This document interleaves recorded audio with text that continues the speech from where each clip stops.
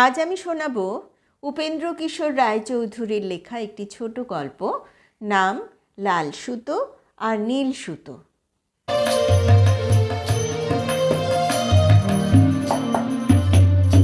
এক জোলা একদিন তাহার স্ত্রীকে বলিল, আমি পায়েস খাবো, পায়েস রেঁধে দাও।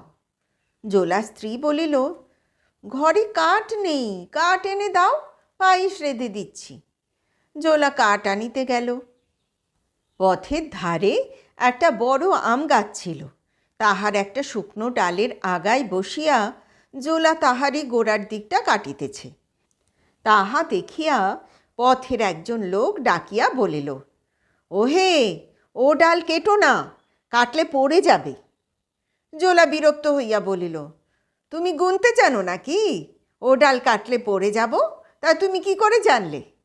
আমি পায়েস খাবো না বুঝি? পথের লোক আর কিছু না বলিয়া চলিয়া গেল।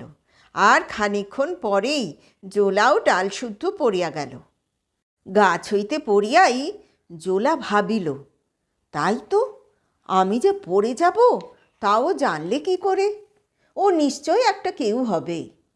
এই ভাবিয়া জোলা ছুটিয়া গিয়া সেই পথিকের পা জড়াইয়া ধরিয়া জিজ্ঞাসা করিল, প্রভু, আপনি কে? আমি কবে মরব সেটি আমাকে বলে দিন। পথিক ভারী মুশকিলেই পড়িল। জোলার খুব বিশ্বাস হইয়াছে যে এ পথিক সামান্য কোনো লোক নয়, সুতরাং তাহার প্রশ্নের উত্তর না পাইলে তাহাকে কিছুতেই ছাড়িব না। শেষটা পথিক যখন দেখিল যে একটা কিছু না বলিলে তাহার আর ঘরে যাওয়া হইবে না, তখন সে রাগিয়া বলিল, যখন তোর পেটের ভিতর থেকে লাল সুতো আর নীল সুতো বেরুবে তখন তুই মরবি। এই কথায় জোলা সন্তুষ্ট হইয়া বাড়ি ফিরিল। এখন হইতে জোলা ঠিক করিয়া বসিয়া আছে যে লাল সুতা আর নীল সুতা বাহির হইলেই তাহার মৃত্যু হইবে। সুতরাং সে রোজ পরীক্ষা করিয়া দেখে তাহা বাহির হইল কিনা। এই রূপ পরীক্ষা করিতে গিয়া একদিন সত্য সত্যই তাহার কাপড়ে একখণ্ড লাল সুতা আর একখণ্ড নীল সুতা পাইল। আর অমনি সে চিৎকার করিয়া তাহার স্ত্রীকে বলিল, ওগো, শিগগির এসো, আমি মরে গিয়েছি, আমার লাল সুতো নীল সুতো বেরিয়েছে। আসলে তো লাল সুতা নীল সুতা দিয়া আগের দিন সে তাতে কাপড় বুনিয়াছিল। সে যাহাই হোক, জোলার স্ত্রী আসিয়া দেখিল সত্য সত্যই লাল সুতা আর নীল সুতা। তখন সে বেচারা আর কি করে? জোলাকে বিছানায় শোয়াইয়া কাপড় চাপা দিয়া সে কাঁদিতে বসিল। এর মধ্যে আর দু চারজন জোলা বেড়াইতে আসিয়া দেখে যে জোলার স্ত্রী কাঁদিতেছে। তারপর জিজ্ঞাসা করিয়া যখন জানিল যে লাল সুতা নীল সুতা পাওয়া গিয়াছে, তখন সকলে স্থির করিল যে জোলা নিশ্চয়ই মরিয়া গিয়াছে। সুতরাং তাহারা সৎকারের চেষ্টা দেখিতে লাগিল। কিন্তু ইহার মধ্যে ভারী মুশকিল দেখা দিল। পোড়ানোতে জোলা কিছুতেই রাজি নয়। পোড়ানোর কথা তুলিতেই সে বলে, ওমা, পুড়ে যাব যে, মরিয়া গেলে তাহাকে পোড়ানো ছাড়া আর কি করা যায়? গোড় দেওয়া? কিন্তু জোলা তাহাতেও অসম্মত। বলে, ওমা, দম আটকে যাবে যে। শেষে অনেক যুক্তির পর স্থির হইল যে জোলাকে গোড় দেওয়াই হইবে, কিন্তু মুখখানা জাগাইয়া রাখা যাইবে।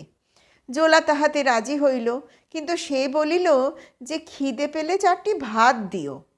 এইরূপ পরামর্শের পর জোলাকে গোড় দেওয়া হইল, অর্থাৎ তাহার মুখ জাগিয়া রহিল আর সব মাটি দিয়া ঢাকিয়া দিল। এই রূপে সমস্ত দিন চলিয়া গেল। রাত্রিতে 4টি ভাত খাইয়া জোলা একটু নিদ্রার চেষ্টা দেখিল। সেই রাত্রিতে 7 চোর রাজার বাড়িতে চুরি করিতে চলিয়াছে। চোরেরা তো আর বাবুদের মতন সদর রাস্তা দিয়া চলে না, তাহারা প্রায়ই ঝোপ জঙ্গলের ভিতর দিয়া চলে, আর সেসব জায়গায় অনেক সময়ই নোংরা থাকে। চলিতে চলিতে একজন চোর কাদার মতন একটা কী জিনিস মারাইল। সেই জিনিসটার বিশ্রী গন্ধ। সে পা মুছিবার জন্য একটা জায়গা খুঁজিতে লাগিল। উহার নিকটেই জোলাকে গোড় দিয়াছে। সে চোর পা মুছিবি তো মোচ, সেই জোলার মুখে গিয়া মুছিতে লাগিল। ঘষার আর গন্ধের চোটে জোলার ঘুম ভাঙিয়া গেল। সে রাগিয়া বলিল, ও, তোমার কি চোখ নাই নাকি? চোর আশ্চর্য হইয়া জিজ্ঞাসা করিল, তুই কে রে? জোলা বলিল, আমি জোলা। এখানে কি করছিস? আমি যে মরে গিয়েছি, আমার লাল সুতো নীল সুতো বেরিয়েছে তো, তাই আমাকে গোড় দিয়েছে।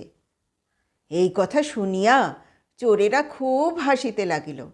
তারপর তাহাদের একজন বলিল, একে আমাদের সঙ্গে নিয়ে চল।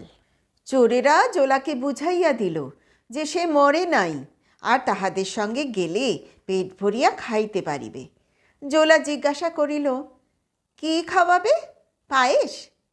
চোরেরা বলিল, হ্যাঁ, পায়েস, চল। পায়েসের কথা শুনিয়া জোলা কোনো আপত্তি করিল না। চোরেরা তাহাকে উঠাইয়া লইয়া চলিল।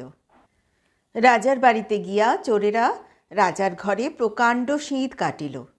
তারপর জোলাকে ওই শীতের ভিতর ঢুকাইয়া দিয়া বলিল, রাজার মাথার মুকুটটা নিয়ে আয়। রাজার খাটে মশারি টাঙানো ছিল। তাহা দেখিয়া জোলা ভারী আশ্চর্য হইয়া গেল। সেই মশারির চারিদিকে ঘুরিয়া কোথাও তাহার দরজা দেখিতে পাইল না। সুতরাং চোরেদের নিকট ফিরিয়া আসিয়া বলিল, হলো না, ওর ভিতর আর একটা ঘর আছে, তার তো দরজা নেই। চোরেরা বলিল, দূর বোকা, ওটা ঘর নয়, মশারি। ওটাকে তুলে দেখলি না কেন? জোলা আবার ঘরের ভিতরে গেল। এবার জোলা মশারি তুলিতে অনেক চেষ্টা করিল, কিন্তু সেটাকে নাড়িতেও পারিল না, কারণ সে খাট শুদ্ধ ধরিয়া টানাটানি করিয়াছিল। সে আবার ফিরিয়া আসিয়া বলিল, না ভাই, ওটা বড্ড ভারী। আরে, এমন গাধাও আর দেখিনি। তুই বুঝি খাট শুদ্ধ তুলতে গিয়েছিলি? শুধু ওর কাপড়টা টানতে হয়। এবারে জোলা আর কোনো ভুল করিল না।